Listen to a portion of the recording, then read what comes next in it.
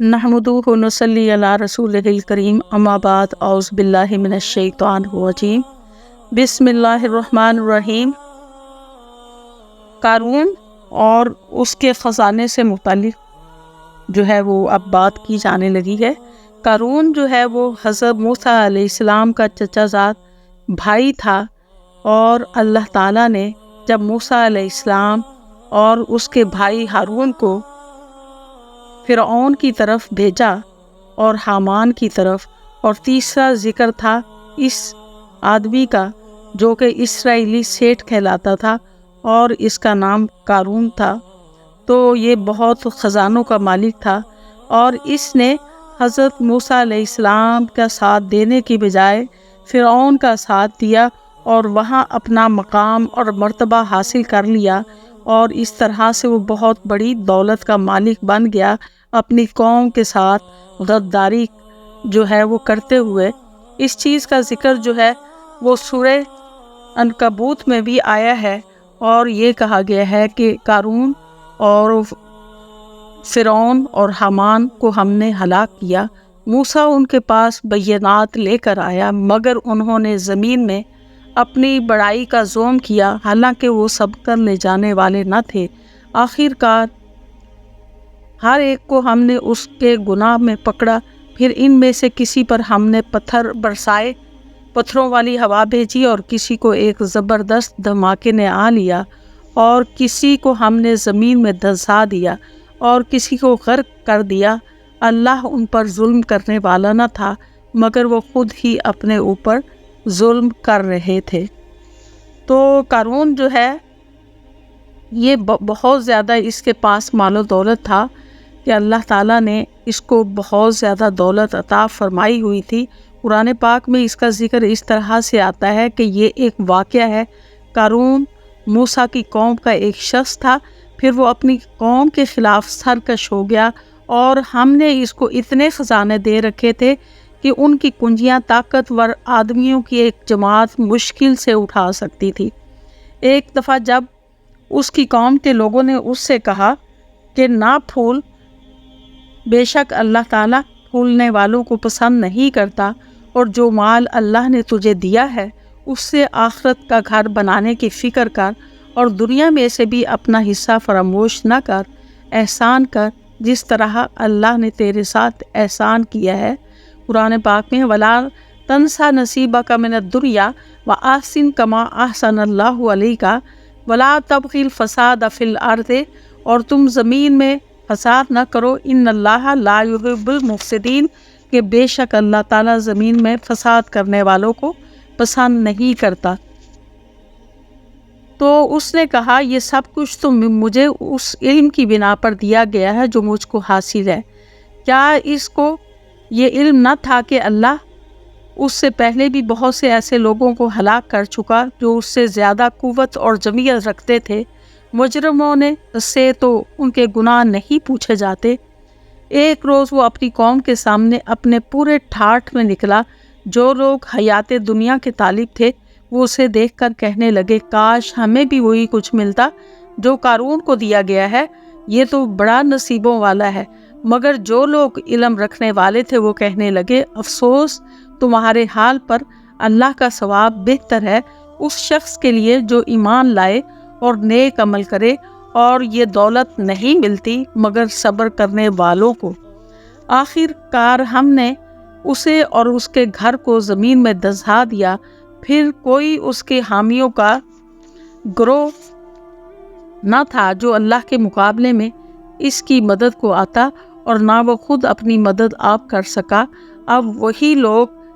जो कल इसकी मंज़लत की तमन्ना कर रहे थे कहने लगे अफसोस हम भूल गए थे कि अल्लाह अपने बंदों में से जिसका रिस्क चाहता है कुशादा करता है और जिसे चाहता है नपा तुला देता है। अगर अल्लाह ने हम पर एहसान ना किया होता तो हमें भी ज़मीन में धंसा देता। अफसोस हमको याद ना रहा कि काफिर फलाह नहीं पाया करते। तो इसके जो है वाक़े से पता चलता है कि अल्लाह ताला ने इसको बहुत ज़्यादा दौलत अता फरमा रखी थी, और शुरू में तो ये ईमान ले आया था हज़रत मूसा पर, اور اس نے دین بھی سیکھا تھا، علم بھی، اور یہ با اخلاق ان میں مشہور تھا اور نیک انسان شمار کیا جاتا تھا، اور خوبصورت بھی بہت زیادہ تھا، اور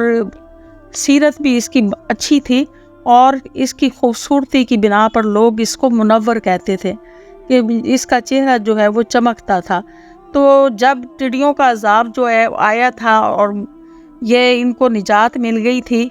غلامی سے، تو اس کے بعد مصر چھوڑ کر سرزمین موعود کی طرف ہجرت کر کے یہ لوگ چلے گئے تھے۔ تو پھر یہ امیر ترین شخص وہاں جا کر ہو گیا، اور یہ پھر اس میں امیر ہونے کی بنا پر جو ہے اس میں فخر و غرور پیدا ہو گیا۔ اور جب حضرت موسیٰ علیہ السلام نے ان سے زکوٰۃ کا مطالبہ کیا کہ اپنے خزانوں میں سے زکوٰۃ دو، تو پہلے اس سے کہا کہ میں 1000واں حصہ جو ہے وہ زکوٰۃ کا دوں گا، لیکن جب حساب لگایا تو بہت زیادہ وہ زکوٰۃ بنتی تھی۔ تو پھر اس نے بنی اسرائیل کے لوگوں کو اکٹھا کیا کہ موسیٰ جو ہے وہ ہمارے مال جو ہے وہ چھیننا چاہتا ہے، تو اس کو زکوٰۃ نہ دو۔ تو اس طرح سے اس نے کچھ لوگوں کو اپنے ساتھ لگا لیا، اور جب یہ نکلتا تھا تو بڑی شان و شوکت کے ساتھ نکلتا تھا، اور سپاہیوں کی بہت بڑا جو ہے وہ لوگ اس کے ساتھ ہوتے تھے، اور ساتھ 1000 لڑکیاں جو ہے سونے اور زیورات سے لدی ہوئی وہ اپنے ساتھ لے کر نکلتا تھا۔ تو اس کی شان و شوکت کو دیکھ کر بعض لوگ جو تھے یہ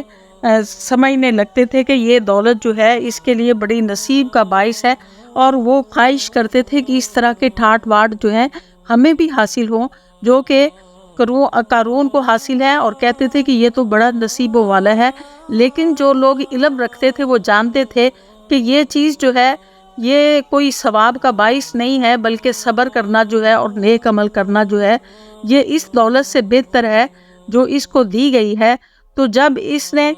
جو ہے حضرت موسیٰ کے ساتھ مقابلہ کیا اور ان کو ٹھکرا دیا اور ان پر طرح طرح کے الزام لگانے لگا، ایک دفعہ اس نے بہت جو فاحشہ عورت تھی وہاں کی، اس کو پیسہ دے کر حضرت موسیٰ کے خلاف گواہی دلوانے کی کوشش کی، جب کہ وہ تبلیغ کر رہے تھے اور بتا رہے تھے کہ زنا کی سزا جو ہے وہ 100 کوڑے ہے، اور اسی طرح اگر کوئی شادی شدہ زنا کرے تو اس کی سزا جو ہے وہ سنگسار ہے کہ پتھر مار مار کر اس کو ہلاک کر دیا جائے۔ تو یہ شخص جو ہے درمیان میں بولا کہ اگر خواہ تو بھی زنا کرے، تو اس نے کہا ہاں کہ خواہ میں بھی کروں۔ تو اس پر اس نے اس عورت کو پیش کیا اور کہا اس نے کہ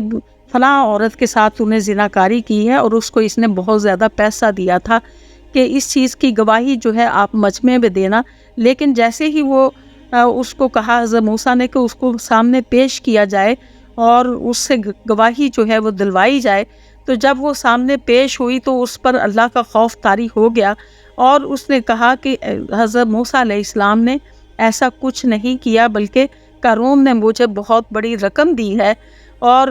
آپ کے خلاف گواہی کے لیے کہا ہے، تو بلکہ میں گواہی دیتی ہوں کہ حضرت موسیٰ علیہ السلام جو ہے وہ پاک باز انسان ہے، اور اس کے بعد وہ کلمہ پڑھ کر مسلمان ہو گئی۔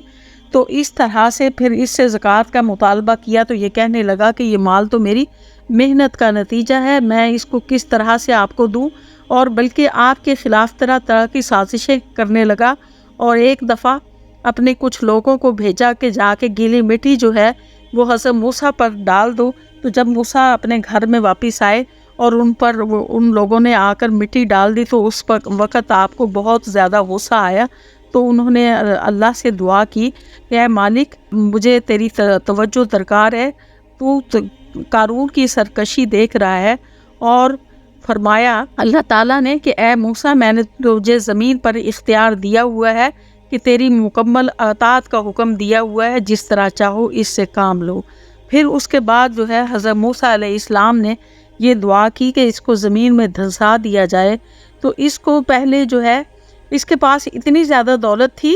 کہ 70 اونٹوں پہ لادی جاتی تھی، اور اس کی چابیاں اور بہت بڑا گروہ جو تھا وہ اس کی چابیاں سنبھالتا تھا، اس کے خزانوں کی، اور اونٹوں کے اوپر لاتی جاتی تھی، جس طرح سے قرآن پاک میں ہے کہ ایک بڑی جماعت جو تھی، بڑی قوت والی جماعت جو تھی، وہ اس کا خزانے کی چابیاں جو ہے اٹھائے پھرتی تھی۔ اور پھر اس طرح سے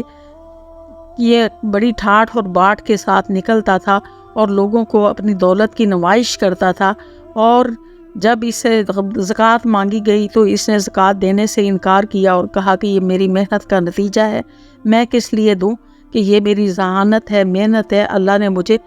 جو ہے وہ پسندیدہ سمجھا ہے تو اتنی دولت دی ہے۔ تو اس کے ذہن میں یہ بات نہیں تھی کہ اس سے پہلے بھی بہت ساری قومیں آئی ہیں جن کو اللہ نے بہت زیادہ دولت دی، اس کے بعد جو ہے ان کو ہلاک کر دیا۔ تو دولت کا ملنا جو ہے یہ بھلائی کی بنیاد نہیں ہے، یہ نہیں ہے کہ کوئی شخص جو ہے وہ دولت مند ہے تو اللہ تعالیٰ اس سے بہت خوش ہے، اور اگر کوئی غریب ہے تو اللہ تعالیٰ اس سے ناراض ہے، ایسی بات نہیں ہے۔ بلکہ بعض اوقات یہ ہوتا ہے کہ وہی دولت اس کے لیے جو ہے تباہی کا باعث ہو جاتی ہے، اس کے لیے حجت بن جاتی ہے، اور وہ اللہ کے عذاب کا مستحق ہو جاتا ہے جب وہ اللہ کی فرما برداری نہیں کرتا اور اپنی دولت پر اترانے لگتا ہے۔ اور جو غریب لوگ ہوتے ہیں وہ اللہ کی فرما برداری کرتے ہوئے انہیں اعلیٰ مرتبے جو ہیں وہ مل جاتے ہیں، تو وہ اس چیز کو بھول گیا تھا اور دولت کے نشے میں